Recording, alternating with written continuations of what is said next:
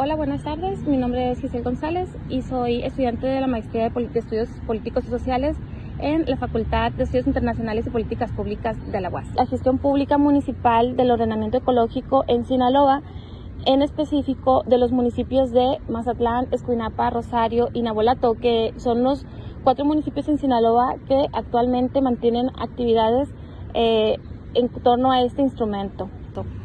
Antes de iniciar a explicarles, me gustaría comentarles un poquito de qué es el ordenamiento ecológico y su importancia, ¿no?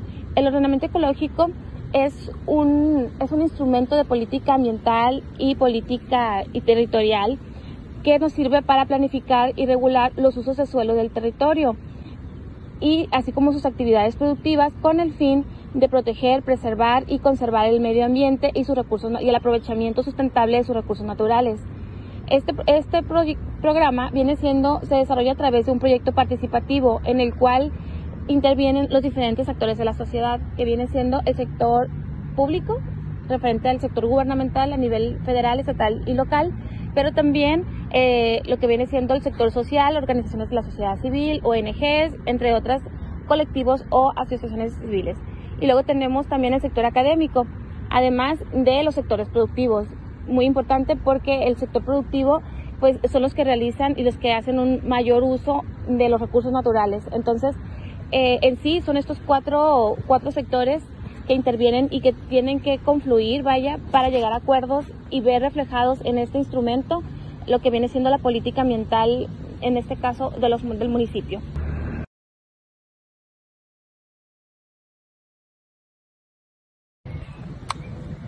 Hola, buenas tardes. Ahorita nos encontramos con el biólogo José Dehesa Mitre y su servidora Silvia Giselle López González, que soy estudiante de la Maestría de Estudios Políticos y Sociales de la UAS.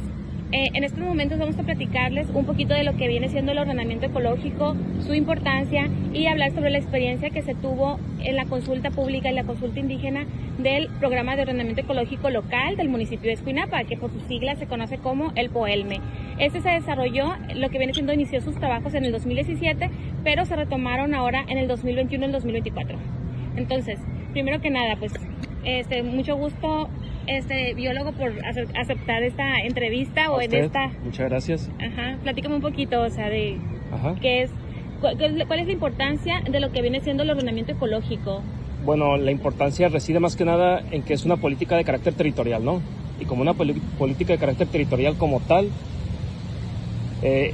esto lo que aporta al territorio es cómo podemos conservar los recursos naturales y cómo aprovecharlos. Generalmente un ordenamiento ecológico nos va a abarcar el territorio en 3 ejes: restauración, conservación y preservación, y en otro mínimo porcentaje en aprovechamiento. Entonces, esta es una herramienta muy importante que va mucho antes de un ordenamiento territorial o un ordenamiento de centros urbanos o rurales, ¿no? Entonces, como tal, esta herramienta nos permite a nosotros detectar áreas potenciales de conservación natural en ecosistemas por sus especies en peligro de extinción, por endemismos, que quiere decir que especies que sean específicas de un sitio, por ejemplo, o por la importancia ambiental que es un ecosistema para nosotros, que puede ser captación de agua por los mantos acuíferos, reducción de la temperatura, reducción de los daños a las ciudades y a los entornos rurales por fenómenos meteorológicos. Entonces, tener un ordenamiento ecológico nos aporta demasiado para saber qué se debe de conservar, qué se debe de restaurar, qué se debe de preservar, porque hay una gran diferencia entre conservar y preservar, ¿no? La conservación es poder seguir aprovechando los recursos del entorno, pero no destruirlos.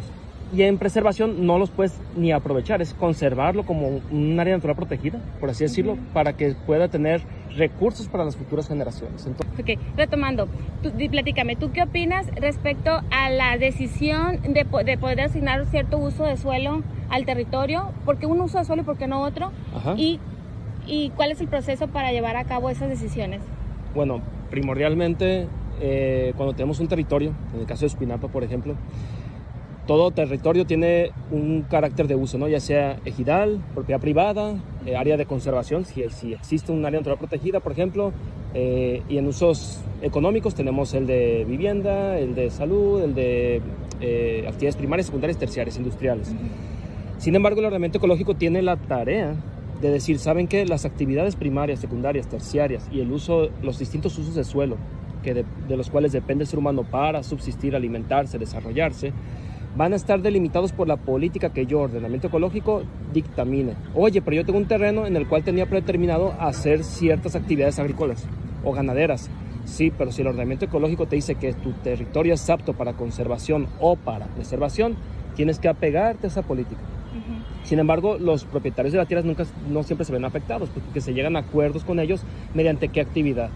Para poder nosotros, como biólogos y algunos expertos también en el tema de ordenamiento ecológico, poder gestionar un buen ordenamiento ecológico, se tienen que hacer talleres donde se involucra la minería, la agricultura, la acuacultura, la acuicultura, que son diferentes, la apicultura, la ganadería, la construcción también se debe de incluir en esto, y los proyectos que tenga el Estado y el municipio a futuro. Todos esos elementos debe haber un representante mínimo en la mesa y decirles qué quieren hacer con el territorio. Y se hace un mapa para distribuir las actividades que quieren hacer, y viendo y dependiendo de la factibilidad de que sus actividades se puedan hacer en el territorio, sí se permite y se da una flexibilidad en el ordenamiento ecológico de que, ok, aquí va a ser aprovechamiento para que tú hagas tus actividades, ¿no? Tengo esta otra duda. ¿Qué tanta obligación tiene en este caso el municipio para responder o para aprobar las opiniones de la población? Por ejemplo, en los talleres, si llegan ciertos participantes y quieran emitir una opinión sobre el uso de un territorio, ¿qué tan obligado está el municipio de escuchar esa participación? O simplemente si se le va a dar más valor a la opinión técnica, o si está obligado a escuchar y atender las demandas que tenga la ciudadanía o que tengan estos sectores. Sí está obligado. Obviamente el apartado técnico casi siempre son personas que no viven ahí. Casi siempre son personas que se contratan de fuera para hacer un ordenamiento ecológico, entonces tienen que valorar más todavía.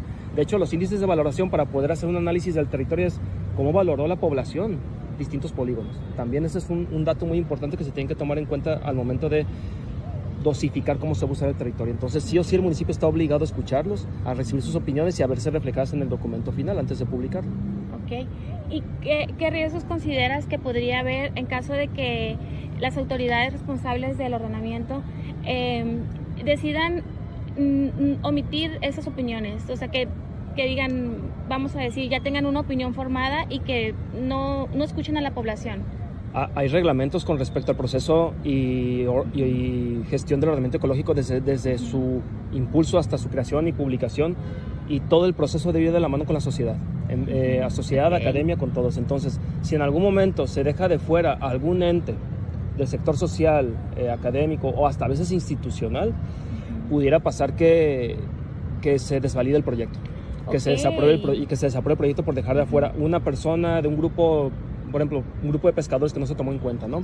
Un grupo social, un grupo indígena, peor tantito. Entonces, ¿qué pasa? Ellos pueden incidir a las instancias pertinentes, a la SEDATU, a la Semarnat, a imponer un oficio para que este proceso no sea válido. Okay. Entonces, quiere decir que en lo que viene siendo este proceso de consulta o en el proceso de elaboración de este ordenamiento ecológico, las autoridades gubernamentales están obligadas a invitar a la ciudadanía a participar en sus diferentes formas y en diferentes talleres y las consultas que se están implementando. Así es. Ahora, que si de no hacerlo de esta forma, se invalida el proceso. Así es. Entonces, en sus reglamentos, como bien nos comenta el biólogo, en el reglamento, en la ley, indica esta prioridad, ¿no? En el caso de Escuinapa, sí se llevó a cabo de esa forma, ¿no? Y se tomó en cuenta la participación de los sectores.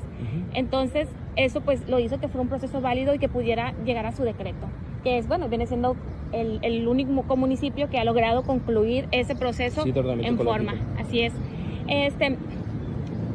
Ya por último, me gustaría preguntarte sobre las comunidades indígenas, porque tenemos la consulta pública, ¿no? Que en esta participan todos los actores de la sociedad, pero también me gustaría que me comentaras un poco de las comunidades indígenas. O sea, ¿por qué tenemos una consulta pública que es para toda la sociedad, y por qué las comunidades indígenas tienen que tener una consulta aparte, propia?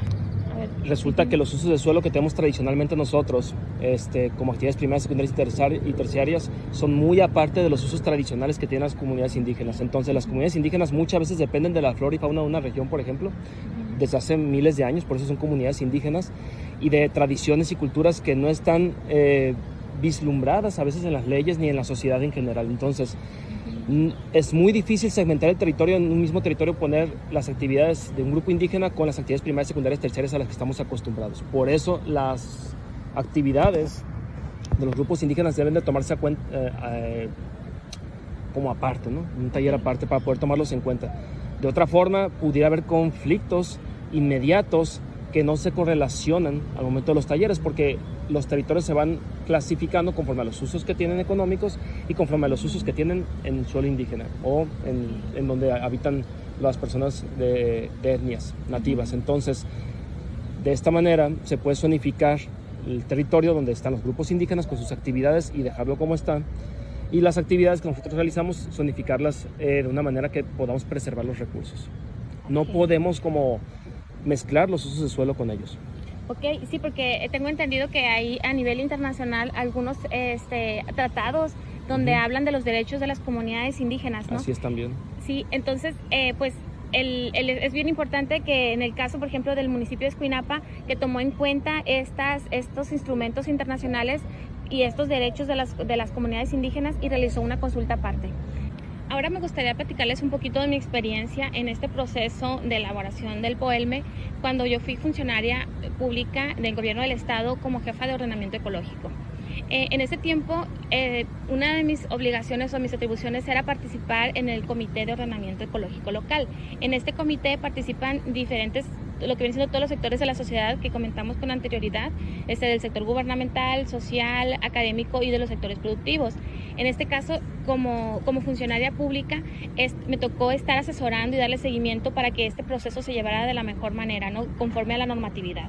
En la temporada de lo que viene siendo el periodo del 2021 al 2024, cuando se retoma el proceso del POEL, nosotros estuvimos participando en lo que viene, ya se había elaborado el instrumento, ya estaba desarrollado el programa en sí, ya estaba elaborado. No participamos en los talleres, pero sí participamos en las consultas públicas. Se hicieron las dos consultas, que es la consulta pública, donde se realizó una convocatoria para que se difundió por todos los medios de ahí del municipio, en los periódicos, en redes sociales, y pues les hizo llegar la información también a los sectores para que ellos emitieran sus opiniones con respecto a todo el contenido de este programa. En ese tiempo, posteriormente la convocatoria se puso, aparte de difundir este instrumento para que lo conocieran, en el municipio se colocó un instrumento, ¿cómo se dice? De hecho, aquí se los voy a mostrar, porque este es uno de los informes, por ejemplo, este es uno de los informes que nos hizo llegar el municipio al gobierno del estado. Aquí lo pueden ver. Cuando yo era funcionaria del gobierno del estado, ese fue uno de los informes que nos hicieron llegar y que estaban abiertos al público para que los pudieran ir a revisar de manera física, no solamente digital, ¿no? Entonces, una vez que se hizo este proceso, se elaboraron, las personas pudieron hacer posteriormente se hizo un foro de consulta donde estuvieron todas las autoridades, todo el comité, y además recuerdo que en ese tiempo llegaron unas personas que pertenecían al sector acuacultor, que ellos se decían y argumentaban que no se les había considerado, ¿no? Entonces ellos llegaron de una manera organizada, porque pertenecen como una cooperativas, y llegaron y pues pidieron la voz y externaron a todos su preocupación de que no se les estuviera considerando. Entonces, en ese momento, las autoridades responsables se encargaron de integrar todas esas opiniones en el documento. También hubo esa iniciativa, también hubo participación de otros actores privados, por ejemplo, en el caso de temas de cinegética, donde tenían unos permisos para caza de aves, una de las actividades que por cierto fueron prohibidas porque consideraron que no era acorde al uso de preservación de esa zona, y entre otras actividades. Ese proceso de consulta fue muy enriquecedor porque estuvieron la población, la sociedad, levantando la mano, alzando, diciendo que si estaban de acuerdo, que no estaban de acuerdo, y la verdad que llegar a ese nivel de consenso pues no es fácil, ¿no? Porque en muchos procesos de participación no se da ese caso, sino que se quedan más a la expectativa y a escuchar lo que otros opinan, pero no participan activamente. Entonces, en el caso del foro de la consulta pública me pareció un gran proceso, y creo que se atendieron todas las demandas que ellos estaban en ese momento solicitando. Ahora, ya en el segundo proceso, que es el de la consulta pública que les comentaba, que allá en Escuinapa hay un centro ceremonial que es el Trébol. Ahí pues están dos comunidades indígenas, una que está el Trébol 1, que es el que está más en la sierra, y luego está el Trébol 2, que es el que está más pegado a la ciudad. Son las mismas familias, solamente que pues conforme ha ido pasando el tiempo, ellos tuvieron que bajar a la zona más abajo acá de la costa para poder realizar sus actividades. En ese momento se hizo todo ese proceso en acompañamiento de la delegada de INPI, que viene siendo, el INPI es el Instituto Nacional de Pueblos Indígenas.